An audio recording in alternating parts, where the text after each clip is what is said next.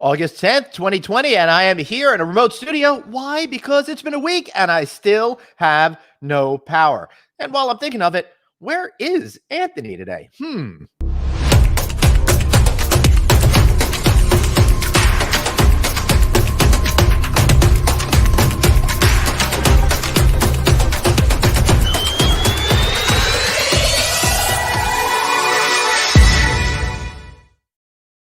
Hey, everybody. Welcome to No Vacancy Live with me, Glenn Hausman. I am so excited to have you guys here today. I hope you all had a wonderful weekend. I know I did not have a good weekend. I spent the weekend cleaning up my backyard after this storm and, alas, cleaning out my freezer of all of the spoiled goods. Very sad times around the Hausman household. But I think Chip Rogers here today from the AHLA is going to cheer us up. And then after that, we've got the winners of the Hilton College Hackathon. Both graduate students and undergraduate students are going to be here to talk about how they are helping to solve the problems that the hospitality industry is facing. That's going to be fun. That's going to be exciting.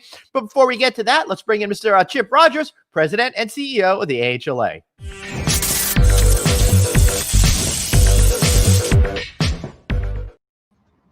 Chip Rogers, great to see you, sir.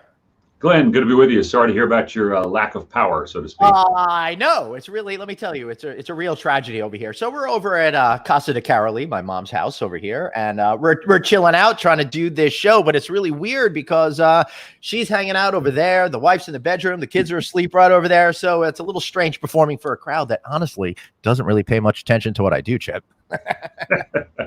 And are we glad sometimes that our loved ones really don't watch what we do? That's not a bad thing. Thank goodness I got enough scrutiny already. I couldn't handle that. All right, so we're here to talk a little bit about what is going on with on Capitol Hill today. A lot of stuff seems to be going on, but at the same time, a lot of stuff doesn't seem to be going on. I'm hoping you'll be able to clear that up for us.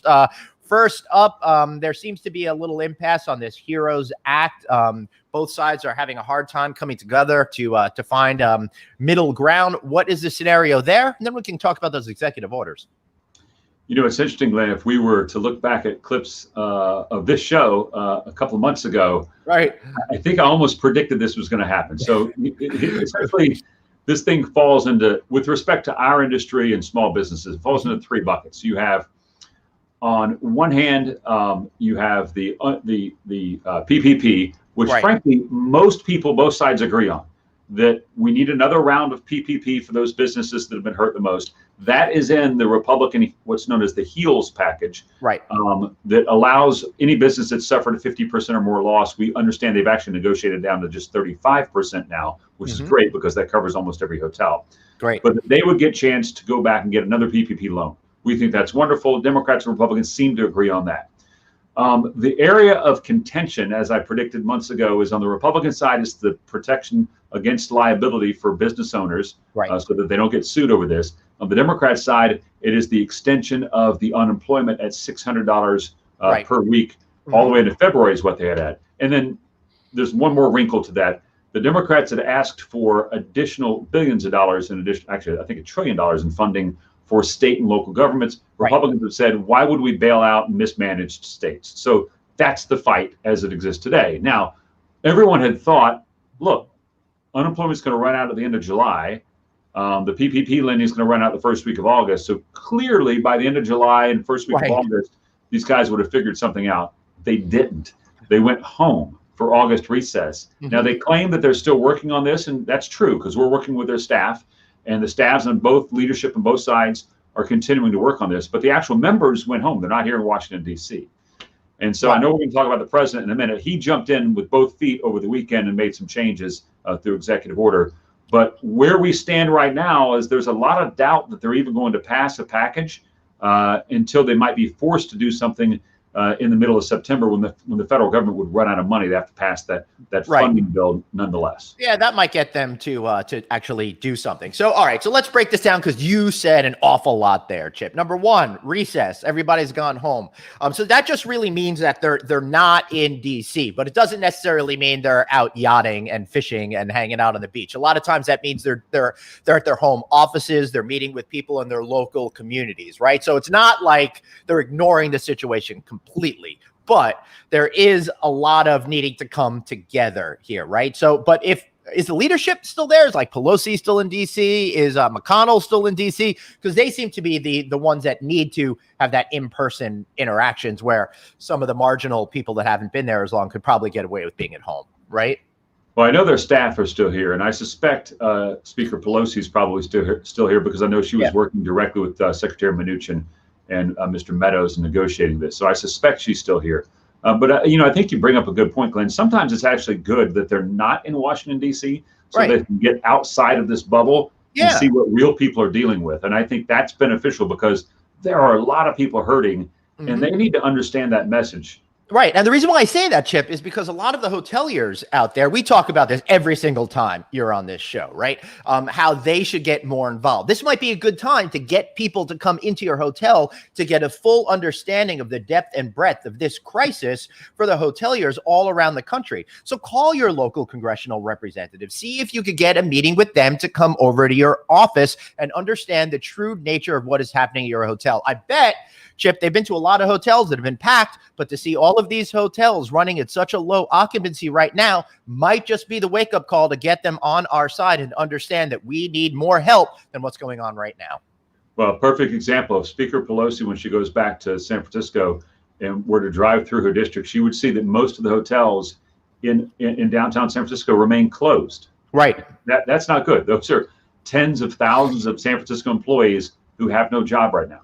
Yeah, right. And that's only going to be compounded because of that distressful news that you talked to us about the San Francisco Advisor Board. Is that what they're called? The Board of Advisors? Board of Supervisors, yeah. Board of Supervisors that put in this ridiculous rule about all rooms needing to be cleaned every single day. Absolutely foolish. I don't understand some of these people sometimes, but that's not what we're really here to talk about. I want to talk a little bit. I'm going to do some equal opportunity bashing with you, Chip, right? So that way people know that we're going to have. I'm trying to have a real neutral conversation here. Let's talk about the Democratic Party at first. How they're looking to have a higher dollar amount than the Republican Party currently when it comes to extending unemployment benefits. The Republicans wanted to cut it off entirely. They seem to have come around to a higher dollar amount. I think $400 what we were looking at. The Democratic Party is looking at $600. Why can't they go just to $500 and get this figured out? And maybe everyone can, have a happy day. What's really going on with those numbers? So look, here's the thing that sometimes gets lost in public policy. I don't want to dive too deep into this because I know that you like to hit a lot of topics. But the reality is that sometimes people that make public policy at any level do so without a great understanding of what might happen after they pass that policy. So it's incumbent on them to come back and review it and say, did that work or not, right? And so here's what we know about the $600 bonus on top of what your state's paying. Keep in mind, unemployment is paid by your state. The federal government doesn't pay your unemployment. During this pandemic, the federal government stepped in and said, we're going to add $600 on top of what the state's paying. Okay. Once that happened, I believe it was the University of Chicago did a really good study and went back and looked at everybody that was receiving unemployment and found that 2/3 of the people receiving it were now making more money on unemployment than they were in their job previously. Now, I would hope we could all agree that in America, we should never have a scenario where you get paid more not to work than you get paid to work. I think that should be universal. That should not be a Republican or Democrat thing. That should just be common sense. Should be. It should be. So I think what's happened is that the Democrats still say, look, there's a lot of people that are hurting. We need that money put into the economy. That's a stimulus in and of itself. And I get that. There's an argument there that even if you're getting paid more than what you were earning, then that's actually acting as a stimulus. And so they wanted to extend that to February. Right. Republicans came in and said, look, let's make it $200 a week or up to a maximum of 70% of what you were earning beforehand. And that also seems reasonable. And that's the fight. Interestingly enough, the White House last week came in and said, why don't we just cut the difference and make it $400 per week? The Democrats rejected that. And then, of course, through the executive order, that's exactly what the president did over the weekend. So that's kind of where we stand on unemployment. Okay. That makes a lot of sense to me. Now, we'll get to the executive orders in just a second, but let's flip it and now look at the Republican issue with a $2 trillion stimulus package rather than a $3 trillion stimulus package. Why are they choosing now to to dig in on this particular issue? Don't they see, and don't they see the benefits of just trying to give everybody money right now in an election year? Well, let's hope we never, as a country, fall into that position. But we're not far from it. Yeah. Look, the Republican bill is $1 trillion. The Democrat bill is about $3.4 trillion. Right. So hopefully they meet somewhere in the middle. Yes, we're in a national emergency, and I think we could say that the first amount of money that went out saved a much larger problem long term that would have been measured in much higher dollars than what was spent.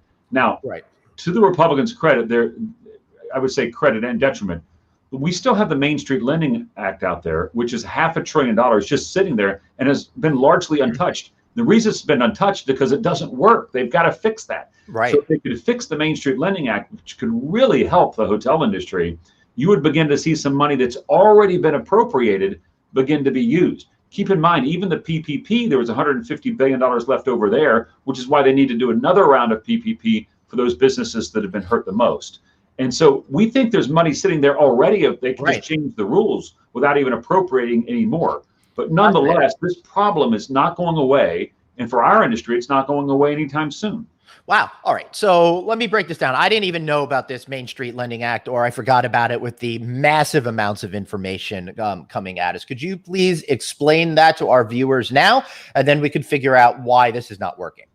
So the Main Street Lending Act was about off the top of my head, $547 billion, I believe, that was meant for medium to large businesses that could be taken in the form of a very low interest loan and non-recourse loan, by the way. And so the thought was is these small, medium, and large businesses could access that with these very low interest rates and pay it back over time to help keep themselves afloat. Right. The problem is, specifically for our industry, is the rules were written in such a way that if you have any debt, any significant debt whatsoever, in other words, if you own real estate, you're precluded from participating in Main Street lending. What? Therefore, because of the way the rules were written. But who doesn't have debt when you're building and operating real estate projects, be it hotels, apartment buildings, retail, whatever sector? Then that is exactly what has played out, Glenn. So that money has just been sitting there unused because no one can gain access to it. Right. And we're like, look, just change the rules. And we've got a lot of hoteliers who would gladly take advantage of these low interest loans to help keep their businesses afloat, to bring back employees, to get going again. But if you don't let them do it, then the money's just going to sit there unused. Right. And that is very, very frustrating because everyone's gone through the effort of making it available. And then just a little bit of foolishness that seems like they could go back and add a comma or something like that, and a line. It can be changed easily. Right. It sure can. All right. So do you think that maybe there's a lot of people out there that perhaps are afraid to borrow money because their businesses are already in trouble and they're afraid to get even further into debt over this? Or is this really a pathway success for a lot of businesses? And I understand if you don't understand the nuances here, because I'm trying to speak broadly and there's a lot of individual things to consider. So look, I think, Glenn, you're right. It's all over the map. There are many businesses that said, look, it's too risky. I can't take on any more debt. There are other businesses who say, I can kind of see the light at the end of the tunnel, or at least I know now how to operate in this new world. And I can see that taking on some low interest loans, non-recourse loans specifically, can help me bridge the gap. But I think the larger problem are the loans like CMBS loans that don't allow you to take on any more debt. So you may have a loan that says you're not allowed to go out and borrow any more money against this asset. And that's probably the largest problem of all. Right. And as we've discussed on the show, the CMBS thing is really an issue for a lot of people. Please check out our show a week prior to Thursday when we spoke to Michael Schindler of Four Corner Advisors. We spoke all about this particular issue out there. Chip, we got a person here, Kyle, said the standard of living is different. Why can't we have different amounts of money depending on the state? I mean, I'm sure there's lots of charts and statistics and all of this stuff available because anecdotally, we know living in San Francisco or New York requires a lot more money than living in Mobile, Alabama. Why a flat fee? Why can't the government just pull out whatever charts that they probably already have in a drawer somewhere and figure it out and just kind of give $300 in this location, $600 in this location, or whatever it might be? Well, traditionally, that's exactly what happens. As I mentioned a moment ago, the unemployment insurance program in the U.S. is run by the states. So I think the lowest state, and I'm not trying to cast aspersions here, but I think Mississippi is like $287 a week. Right. Massachusetts is over please do not take these numbers as sacrosanct. Exactly. Everyone can look them up, but there's essentially 51 different numbers. You got DC plus the 50 states. They all have different state numbers. When the federal government came in, they said, look, we're going to augment this with an additional $600. And they decided they didn't want to set it different for each state. Now, what they probably should have done is just say, we're going to augment it at a multiple of 100% of what your state's already giving you, or something like that. Easy peasy, right. It should have been easy, but they didn't. So the federal piece is a flat amount. The state piece is different depending on what state you're in. Right. That makes sense to me. All right, let's get to those executive orders. We all read about them on the weekend. The Republicans seem to be praising them, and the Democrats seem to be saying they don't count. What's the deal? I'm just, listen, I'm confused because I'm just your average American citizen. I care, but this is not my life. This is much more your life. That's what we have amazing people like you to do. What's real? What's not? Honestly, I can't tell anymore. So you had 4 executive orders. I'm going to set aside 2 of them because they don't necessarily impact our industry, but nonetheless, they're important. And that is the student loan debt, not collecting anymore on student loans for the rest of the year, and not evicting people who are unable to pay their rent. So set those aside for a moment. And I don't know the legality of either one of those. Right. The other 2 are unemployment insurance on the one hand, and the payroll tax collection on the other hand. I'll start with the easy one, the payroll tax collection. I believe that this one's probably pretty clear that the president and the executive branch has the authority to no longer collect a tax, or I should say they will suspend collecting a tax. This has happened many times in the past, and what traditionally happens every time is if a tax is not collected, Congress would have to come in at a later date and say, all right, we're going to actually forgive that money, because theoretically, if they don't collect the tax or they suspend the collection, it doesn't mean you don't owe it. It just means you're not paying it right now, and you could get stuck with a big bill later on. Right, and theoretically, right now, every penny that you don't pay now, you will owe a year from now, right? Well, whenever they stop the suspension. But that being said, again, this has happened many, many times through history, and every time Congress comes in and says, all right, you're not going to have to pay that. Now, keep in mind, this one in particular actually goes back to July 1st. So if you're an employer or an employee, you could be eligible for a refund for the taxes you paid from July 1st up until here, what is August the 10th. Right. So that one's pretty cut and dry. The president has the authority to suspend the collection.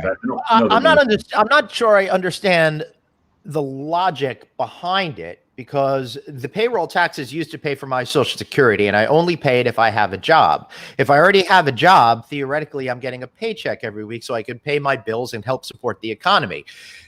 It seems like the unemployed people who don't have that need more incentive to get out there and spend money to keep everything chugging along than people that already do have jobs. What's the logic behind giving people that already have a job this break when it may not even be a break unless the government can get their act together and make it a real break? If you understand what I'm saying.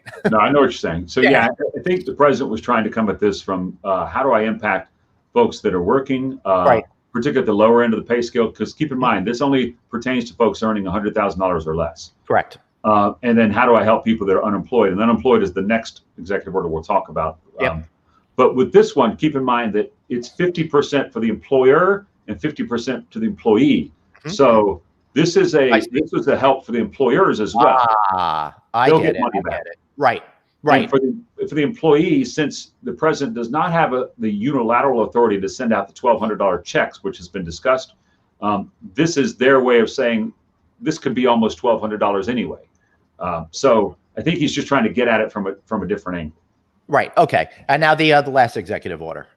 And the last one was unemployment insurance. So this is the one that, again, I'm not an attorney, but I think this one's on maybe a little bit more shaky ground. What the president has said is we're going to, under the emergency orders, that authority rests with him, that he is going to declare that they're going to extend the unemployment benefit from the federal government to the tune of $400 per week, 300 of which would come from the federal government, 100 which would come from your state. So your state has whatever they're giving you already for being unemployed. Right. They would then have to come up with an additional $100 per week, and the federal government would match that at $300 per week. Now, it's interesting because this is almost identical to there's a political volleyball that's been happening over the last 6-7 years called expanded Medicaid. It happened under Obamacare, where they expanded Medicaid, and what it meant was the federal government would give you about the same ratio, $3 to $1. If your state would spend more on Medicaid, this federal government would click in $3 for every $1 that you put into it. This is almost the same as that, but it's on the unemployment side. Right. Okay. All of that makes perfect sense to me. I guess the next thing to ask you is, what can we all do to help, to get these things through, to keep our businesses operating, to keep people employed in the hospitality industry? Yeah. So we have right now through Hotels Act, our Safe Hotel Jobs campaign going on. And it's real simple. Just go to hotelsact.org. It takes about 30 to 60 seconds to sign up. It is free. And what this does is it connects you with your members of Congress. And so the way it works is you sign up. We will then send you a letter from AHLA that says, look, here's a letter to your member of Congress asking for these 5 things.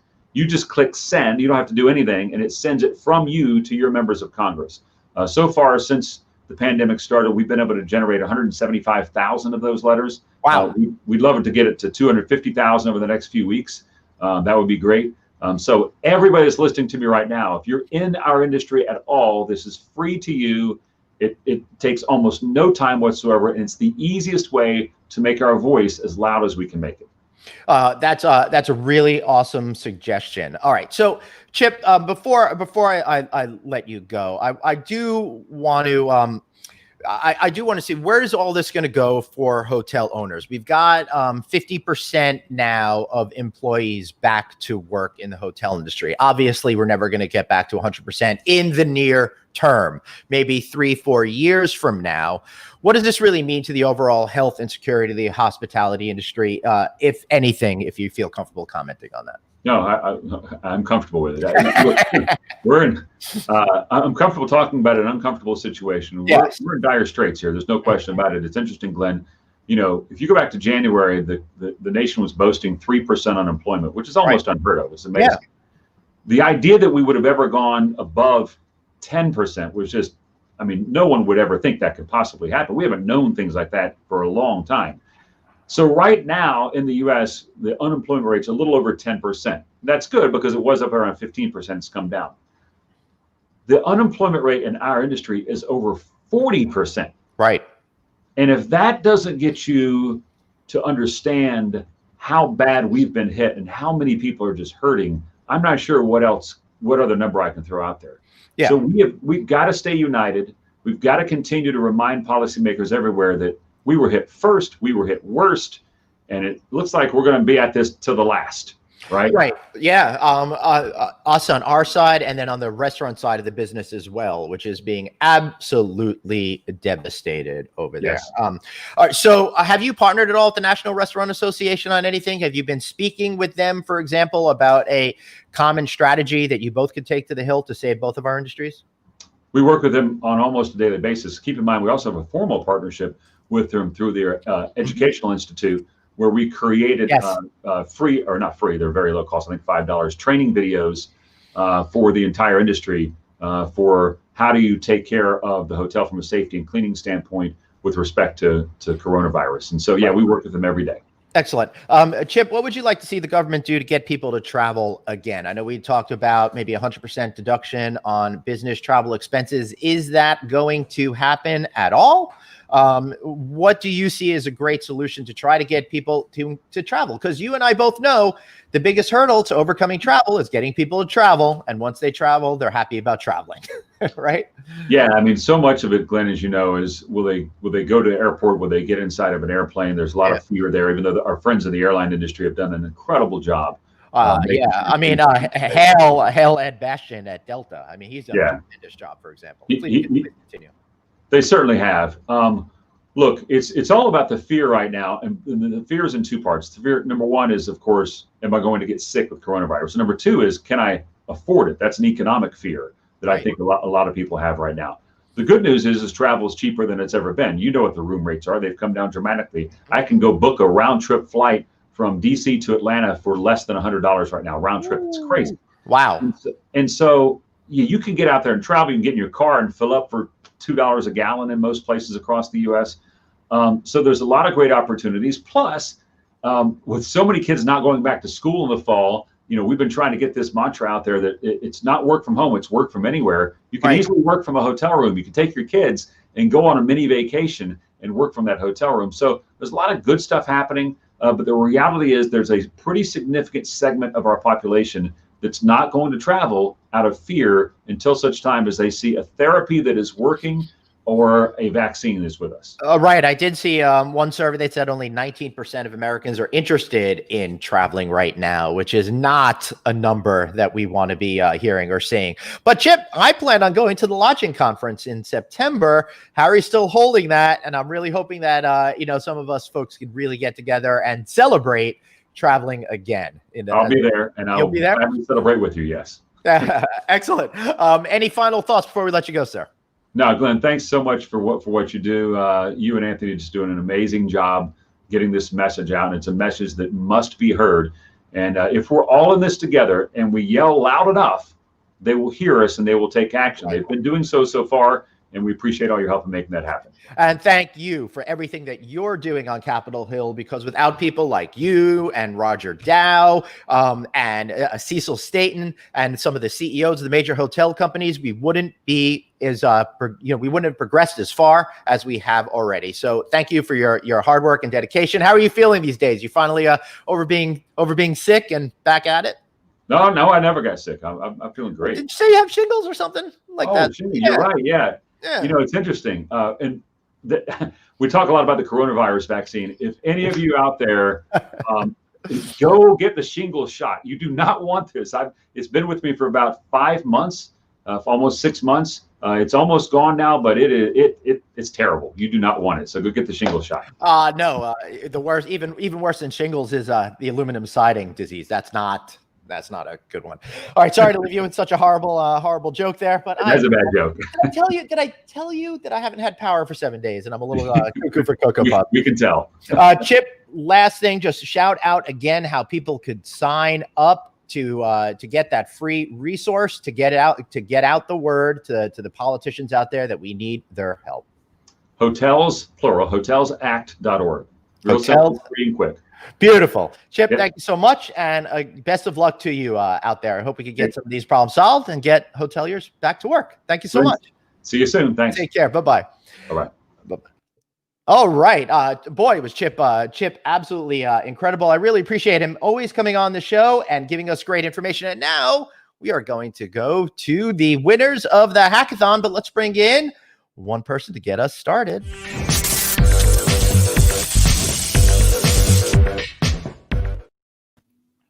Hey, Arlene, how are you? Great to see you. Good. Congratulations on the incredible hackathon. Well, thank you. And we'll have a couple people joining us here later, just trying to get everybody online. But yeah, it was an amazing experience. Thank you so much for letting us be on your show the first time and advertising. We had great performance. We had over 30 programs involved. We ended up with 10 undergraduate finalists and 8 graduate finalists, and it exceeded all our expectations.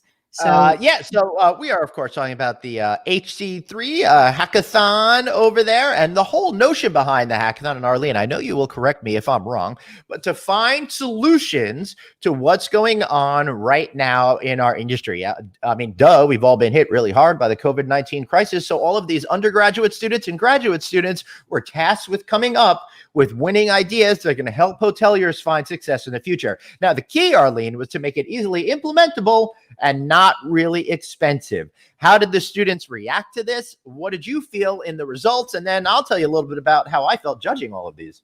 That's right. You were a judge, as Anthony was too. Well, I think that was probably the one biggest challenge for all the students. What exactly is low cost?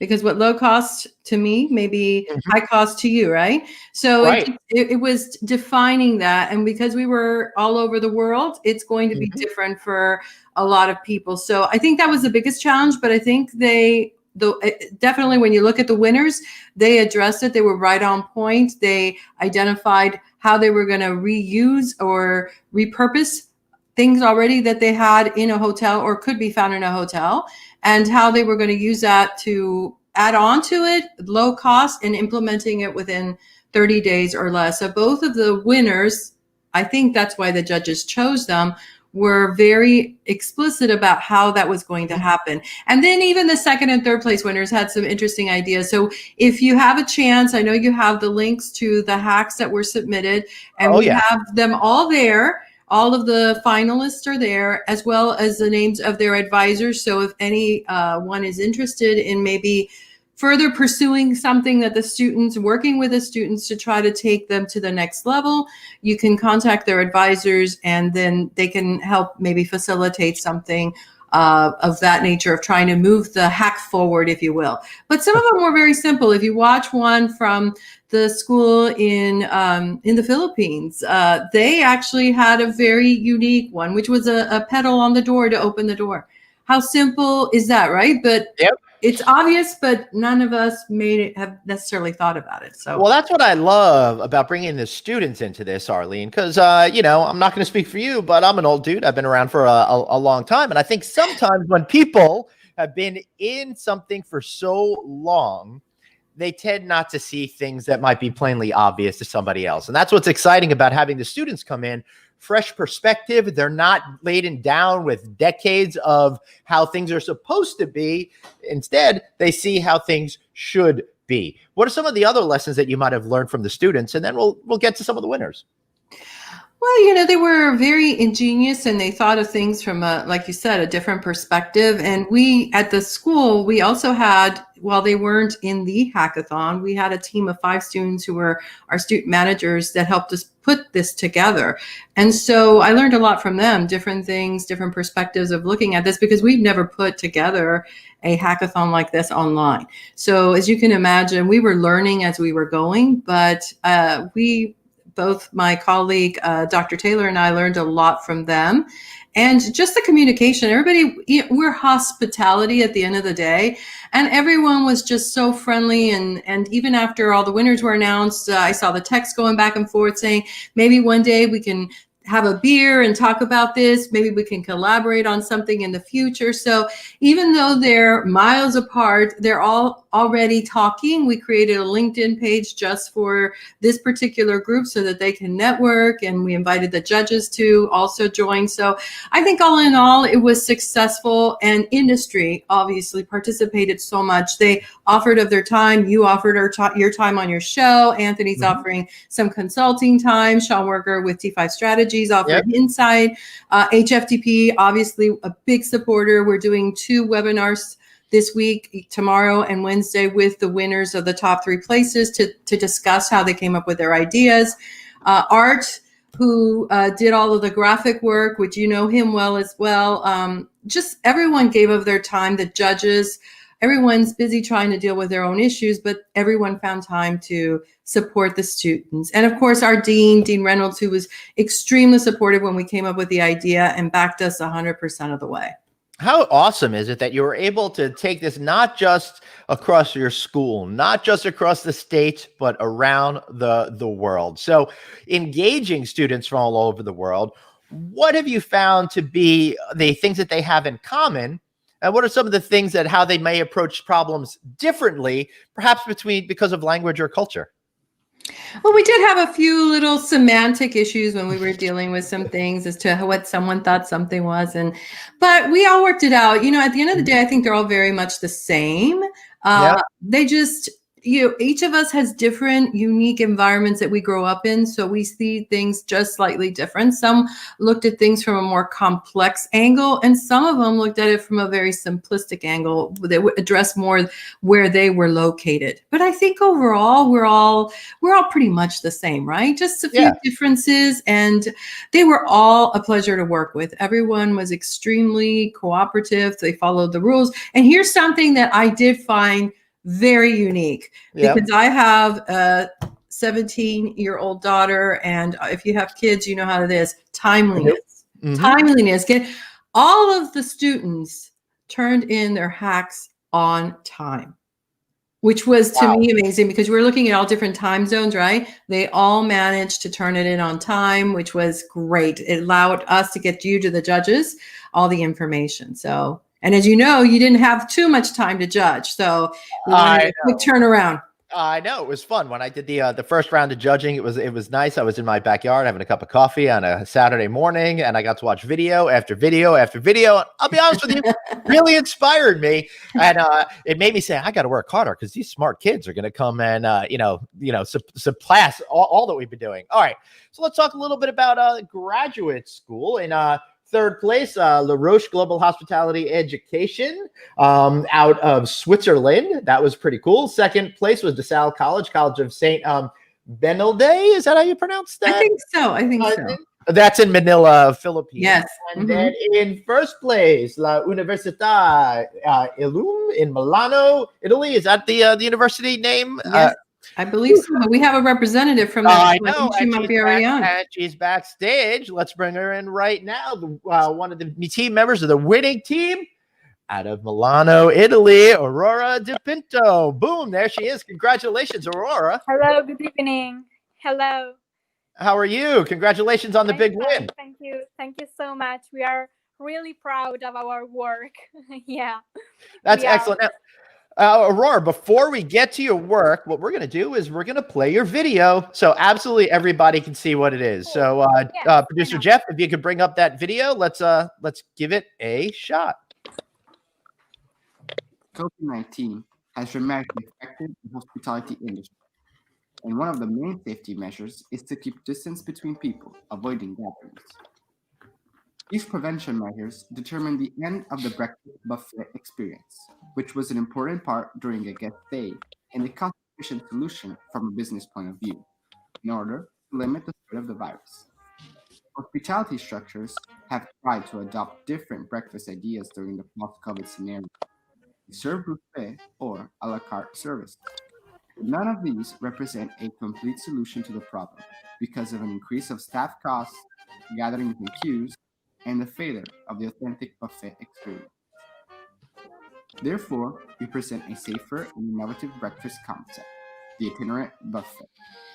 The idea aims to utilize the unused service cards from the events department, as COVID-19 measures ban banquets and conferences.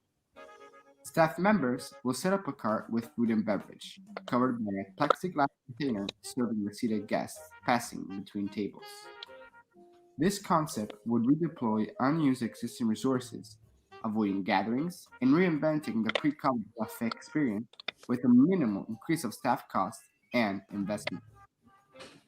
Another advantage is the optimization of the distances between tables imposed by the law. The space that was previously occupied by the physical structure of the buffet will be replaced with tables, avoiding excessive reduction of covers. Moreover, the compulsory distance will play in our favor.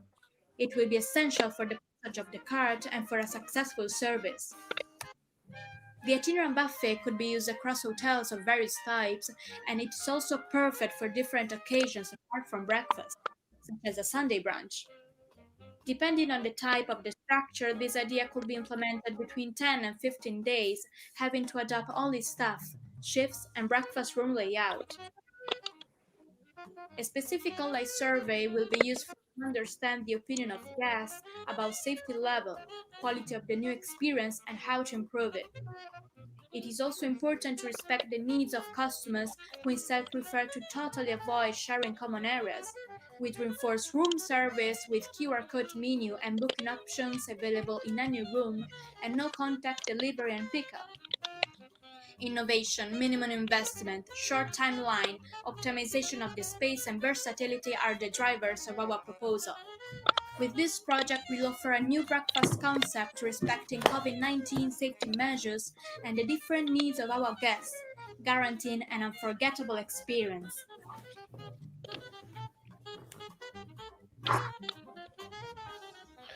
All right, excellent. How terrific is that? We're also joined by Dean Reynolds. Hello, Dean. Thank you for joining us. Thank you for having me. Much appreciated. So I'm just about to heap praise on Aurora and her team over here, so feel free to join at any time. Congratulations. Great idea. Really, I think gets to the heart of a problem and solving it in a very straightforward sort of way that kind of reminds me when I go to dim sum houses. So it works for me on multiple levels. Aurora, where did the idea come from? Well, we are working, we are studying hospitality, and we are really passionate about luxury. And customer experience is the core of luxury, in our opinion. So we try to maintain a high customer experience, maintaining the buffet, because the buffet is really important during a stay. So as COVID-19 safety measures have banned gathering, queues, and also buffet, we try to adopt a new concept to give our customers the same service. Of course, some people have tried to adopt different options, as you saw in the video, such as a served buffet or a la carte service, but none of these represent respect the safety measures or represent the total idea of customer experience. So we try to create a new breakfast concept in order to maintain the customer experience, first of all, yeah, and also to guarantee the new safety measures, and to avoiding gatherings, and to make an investment that would be implemented in between 10 and 15 days. Yes, this is the major point of our idea.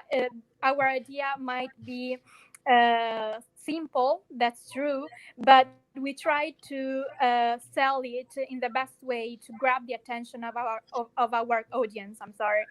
Right. I love So- it. Well, don't just because the idea is simple doesn't make it a bad idea. I think it's a terrific idea. And listen, look at the theory of Occam's razor. The most obvious solution is usually the one that is correct. So I'm totally behind you on this. And I love that it's something that may be plainly obvious to you, but not necessarily to other folks out there. We should also note that both the graduate team and the undergraduate team has gotten a $3,000 scholarship for winning. So congratulations on winning, not just the honor of being in first place, but getting a cash reward as well to use towards education. That's absolutely terrific. Tell me a little bit about your overall experience with the hackathon, and what did you personally learn from it? Well, I really enjoyed competing and working with other colleagues around the world, because sometimes we haven't the possibility to do that. So thanks this hackathon, we had this amazing and priceless opportunity to do that. So it has been really a pleasure, a really hard challenge, but with a lot of joy and willing to work harder. Yes, it was Wonderful. really amazing. Yeah. Well, congratulations. Dean Reynolds, do you have any questions for Aurora over here? Aurora, you did such a nice job. Your presentation was seamless. And congratulations again. Thank you for participating. And winning is always a lot of fun. So good for you. Yeah, let me tell you, from someone who doesn't win very much, it's a really good feeling. Much better than being a total loser. Thank you, Aurora.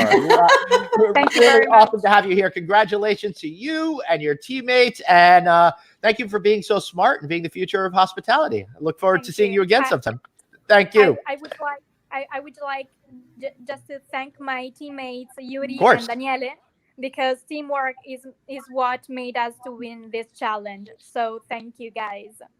Excellent. Thank you, Aurora. Really appreciate you being here. Well, how fun is that? So, Dean, before we bring on the winners of the undergraduate thing, what was this experience like for you? What did you get out of it? What did you learn from your students? Well, I learned it was a good reminder that they're way smarter than I am. Right. Good way to stay humble. It was just really nice to see them engage. I mean, it was a short window to have so many teams from so many top universities around the planet, and none of the finalists where they're studying surprised me. They're all great schools. I mean, it was just nice to be collaborative and to see that everybody's pitching in. Everybody wants to help, because at the end of the day, that's the spirit of hospitality, of giving back. That's what hospitality means. And to have the students do that, and even to see some overlap among the different benches was kind of neat, that they're thinking the same way, that they're going places where we haven't gone before. I mean, Yeah. you look at Las Vegas this weekend announced that buffets will never come back. Who knew? 20 years ago, that was unheard of. Mm-hmm.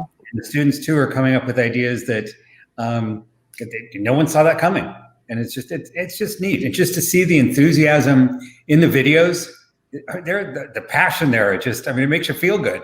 Yeah. Even if the idea is that's maybe not really doable. For the finalists, it was all very doable, obviously, but just great ideas.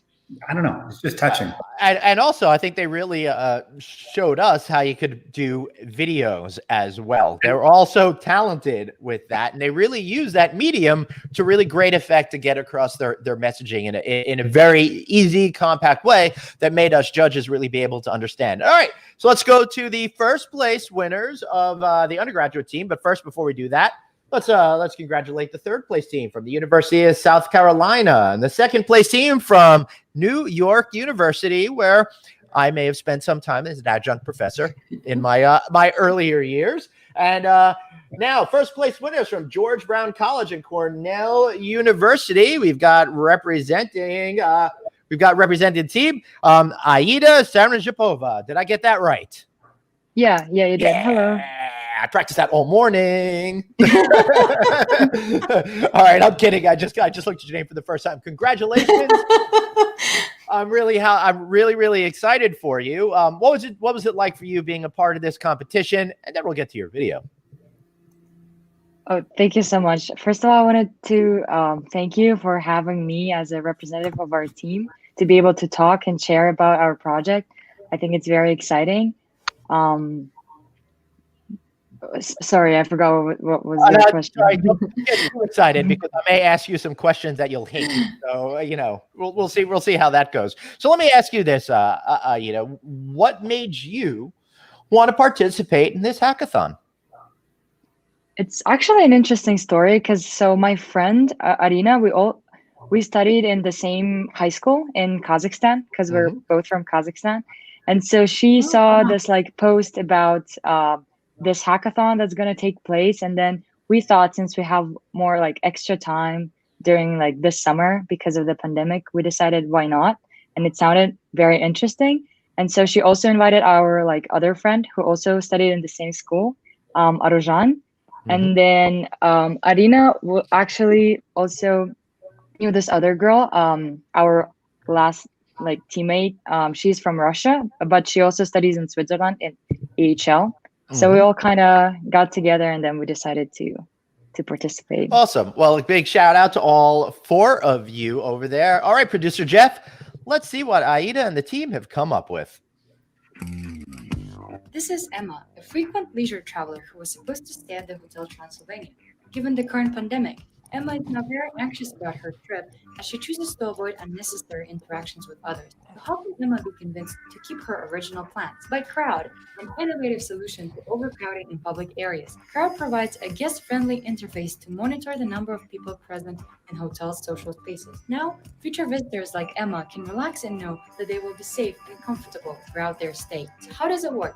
Upon arrival, Emma and other guests will receive small QR code stickers linking to an interactive map of the facilities with updated counts for each designated area. The map will be color-coded based on 3 levels of risk. This sticker can be conveniently placed on a room key or a laptop, so guests like Emma are able to access this information from the comfort of their own rooms or even outside the hotel. Staff can also accommodate those unfamiliar with the scanning technique. At the same time, stations with bigger QR codes will be placed around the property. As visitors enter a certain zone and scan one of its codes, they get anonymously added to the total count for that zone. Additionally, users get prompted by a small pop-up window to first input the number of people they're currently with and the amount of time they expect to spend in the area. For the indecisive, the Not Sure button is available, which uses the pre-computed average time spent in that location at that particular time of the day. Once the provided time has elapsed, the system will automatically remove the stated number of guests from the total count. Gathered data can be used to estimate peak hours and later compose recommendations for more convenient times to visit. Hotels with ongoing guest count tracking systems can integrate their pre-existing databases in Crowd's website to provide more certainty. How to promote Crowd? Effective marketing of the product would include adding info about Crowd to a hotel's general descriptions on its corporate website, social media accounts, or OTAs. Emailing hotels' former visitors could also ensure a progressive usage of the platform. Each hotel can devise its own reward policy for active users, like offering complimentary items in social spaces. How do we implement it? We expect 2.5 weeks to be enough for Crowd to start properly running in Transylvania. Such a time frame includes around 60 hours dedicated to the digital platform's development, as well as 1 week given to arranging QR code stamps, printing stickers, and getting familiar with Crowd. Here's an estimated budget for our product if the first targeted hotel has 300 keys and is in the upscale segment located in the US. Installing Crowd would gross $4,000. So why Crowd? 86.9% of travelers now anticipate hotel management to execute enhanced social distancing for guests. And Crowd will boost the hotel's recovery by exceeding guest expectations, restoring high occupancy rates, and resolving bottlenecks at the property, all while no pressure on staff, since the counting system will mostly operate on guest responses. Finally, Crowd promises a long-term value not to just the hospitality industry, but to a wider range of organizations. No Crowd, no problem. Beautiful. I love that idea. Aida, very clever by giving people a sense of comfort and security, as well as giving them an opportunity to go somewhere within the physical building at a time that might feel good for them. Where did this idea come from? Well, initially we just wanted to create something that would be very that would engage guests to like use something like an app maybe. And then that would like count guests and post it like on a map so that people would view the people count. And that way, well, just like it was said in the video, the social distancing will be practiced in a like very interesting way. But in the beginning, we were thinking about putting like thermal cameras around like the property so that it would like count the people and there would be like no tracking of the location or anything like that. But then we decided to like get a more cost efficient way to this idea. And then so that's why we developed this platform with like QR code scans. So we thought it would be yeah, because what I like about this idea, and Arlene, maybe you could share your thoughts on this as well, is that it really addresses a concern that people have and then has an easy solution in order to alleviate those fears. Yeah, I totally agree, because that's what the guests are paying for. They're paying for right now the feeling of safety. It's funny enough, we had a little planning meeting this morning with the student leaders that helped out to, wrap up the week. And I asked one of the students, he's working, what the occupancy was in the hotel that he's working at, which is a very high-end hotel here in Houston. And the occupancy is low, but the rates are quite high, and it's all staycations. And the rates are high because people are wanting what this team presented. They want to know that when they check in, they're going to have that sense of security, that safety, that they're not going to be overcrowded, that they're going to be able to enjoy the amenities of the hotel, but at the same time, not feel like the pool's going to have it's going to be flooded with people. That there's going to be some kind of way that they can know that if they go downstairs, there's not going to be 20 people in the pool when they really would prefer there only be like 3 other people on their side and me on my side. So I think it definitely has applications. And I mean, Dean Reynolds might be able to speak to this, but one of our a great IT staff that helped us put all of this together mentioned that at the university, they're looking at something similar to what this group presented to help with the students and monitoring that. Great. Dean? Yeah, which is a great, just kind of underscores the value of this concept. I think all universities are looking at that because the student wants to go to the library, but they want to know who else is in the library. Mm-hmm. So how crowded is it? And even our face-to-face classes, we're limiting the seating capacity, right? 7%.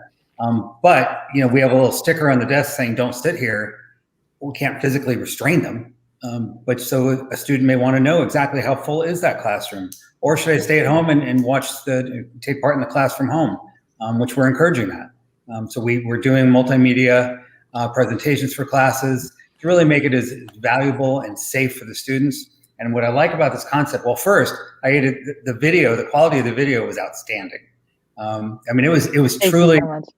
it was a 3-minute infomercial that had you. I mean, you captivated the audience. And I was just at a hotel 2 days ago, and I was thinking about your concept, and I talked to the general manager and I said, have you thought about this? And he said, we've never thought of anything like that. So I said, okay, come to our webinar on Monday and check it out. And go to this website and you can see it. So I think people are going to adopt these ideas, and your idea is easily implemented. And I like your idea. The cameras, that was a good idea, but you're right. And you underscored this in your video. Cost, low cost, easily implemented. Those are the things that we need right now. And yours does it. And what I really like is that it integrates the guest. So it puts the onus on the guest to participate in this. So they don't have to do the QR code, but if they want to, they can, and then they can really, and that makes it for a better guest experience. And that's what we're all about. So nice job. Mm-hmm. Thank you. So how's that feel to be get praise heaped upon you by dean of a major hospitality university? I mean, my team and I were all really proud, and we're extremely grateful for this opportunity, and we were really excited. And I can't even describe all the emotions that we felt when we were announced as the winners. So yeah, we were just really, really happy, and now we just want to continue developing this project and making it into something bigger. So maybe making a startup of some sort. Excellent. So Aida, what did you learn by going through this process? I feel like the most important thing that I learned was that that I learned how to collaborate with my teammates remotely, because all 4 of us were actually in different places in different cities, throughout the whole month when we were working on this thing. Yeah. So it was really hard to find the perfect time for all the meetings, for when we had to divide the work and stuff. But I mean, it really went well, and then we worked really hard and put all of our effort into this. So this is excellent. The most important thing. Yeah. Well, congratulations again to you and your team. Any final words before we let you go? Thank you so much. Yeah. I just want to thank everyone again, and thank you for making this hackathon happen. We never imagined before that we would participate in something like this, because this is a first ever global thing that was also online. So it just really just gave us this opportunity, and we took it. So thank you. Yeah, you're like Leonardo DiCaprio. You're queen of the world. So congratulations of that. Aida Sharon-Zapova, thank you so much. Congratulations to you and your teammates. Thank you so much for being here. All right, let me talk to you, professor people, for a minute or two before we wrap up today's show. So, tell me a little bit about what you think you got out of this as leaders in the collegiate system. How does this inform your future on where you go from here to engage students to help create better hospitality of tomorrow? Well, I can lead into that. One of the nice things that came out of this that was somewhat unexpected is that no other top hospitality programs are saying, wow, what can we do? So we were the first, and Professor Ramirez deserves all the credit. This was her idea. And it was a brilliant one. I mean, I remember that faculty meeting where she said, why don't we do something that's global and online, and we can integrate all the top programs around the world? That's a great idea. And then she ran with it, which was awesome. But now to see other people trying to emulate what we're doing, but in different ways, which is great. And because there are no kind of special ideas. They're all good, but I think, how do we embrace them? And what I really like, and it's sad that it took a pandemic to make this happen, is that all the programs are working together. I mean, this was a competition. Right. Since we had University of Houston Hilton College participate, I recused myself as a judge because I didn't think that was fair. Mm-hmm. And I was very proud. I mean, I wanted our team to win, obviously, but I wanted the best team to win. And I think they pulled that off. And to see the collaboration, I mean, for the first place undergrad to have 3 universities from 3 different parts of the planet working together, that's what we're about. So I think that's neat. I think we're going to see a lot more of this. These virtual conferences now that are going to take place, it's a whole new world. And we've kind of set the bar, which is kind of exciting for health and health. Right. Go Kazakhstan, go Philippines, go all these awesome places. We're used to Lucerne, France, or New York, or Houston, or whatever, for example. So it's great to see that the spirit of hospitality is alive and well around the world. Professor Ramirez, what do you take away from this whole thing?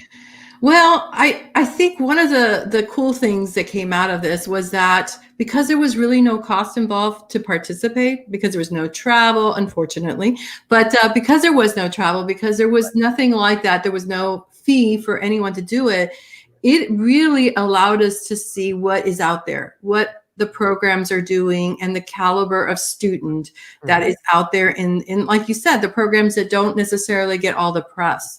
And we also just learned how to do a competition like this literally in 6 weeks. We put this together, and we've already, HFTP, which was a great promoter, sent a really nice note to the dean about how they learned something from what we did. And they're going to probably do that in some of their future conferences. So there were a lot of byproducts from this that was just amazing. And we feel honored that we started that conversation, because hospitality is going to change.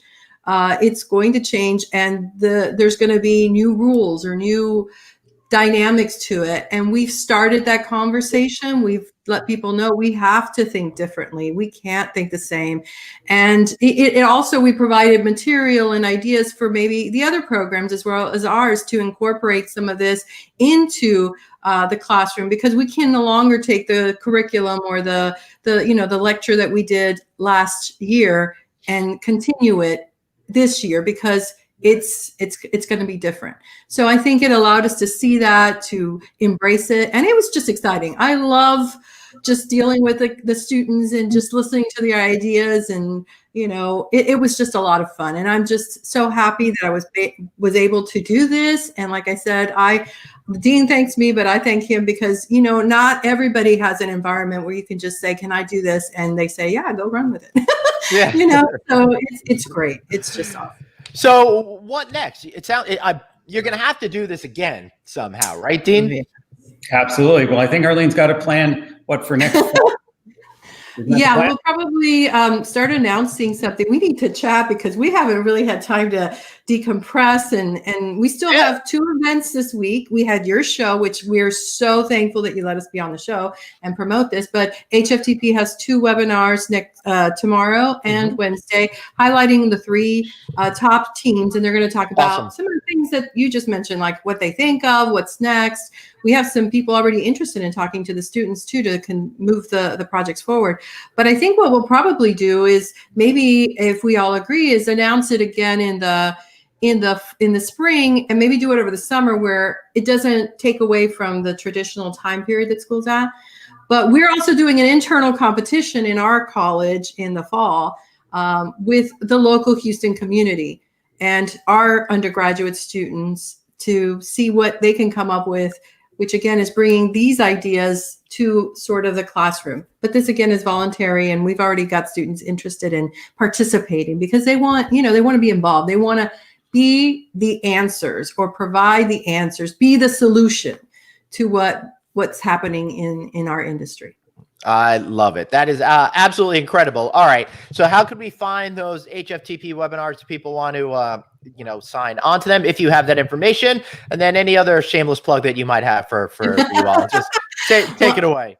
I will do the shameless plug for the webinars, and then I'll let the dean wrap it up. But you can go to the HFTP website, and if you go to HFTP Hangouts, you will see the link to register for the webinar. They're totally free. We did 3 webinars last week to prepare the students, which they're also available on the HFTP website, which were great, about digital presentation, marketing, and strategy. So anyone can watch those. We had great attendance, and I think it helped the students a lot. So go to hftp.org, go to our website, University of Houston, Hilton College, the HC3 link, and you will get all the information to the finale video, the hacks that made it to the finals, the judges, the students, and to the webinars for tomorrow and Wednesday. Thanks so much, Absolutely. Glenn. Hey, thank you. Dean, how about you?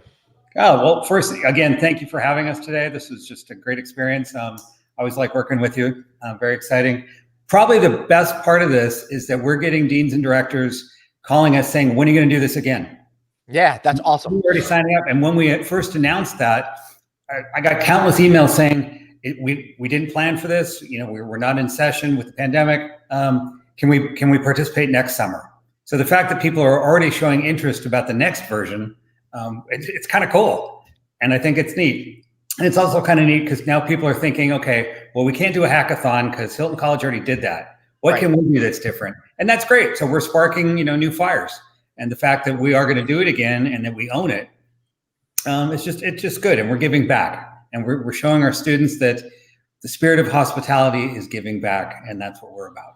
So beautiful. Again, I absolutely love that. All right. Allow me to do a shameless plug. Anytime you want to guest lecture or something like that, please think of me. There's nothing I like more than getting out in front of the students. And I got to tell you, since I stopped being an adjunct at NYU, I really miss that. And I'd crave the opportunity to do that again. Thank you so much for being here to both of you. It was really great seeing you. Have a great afternoon.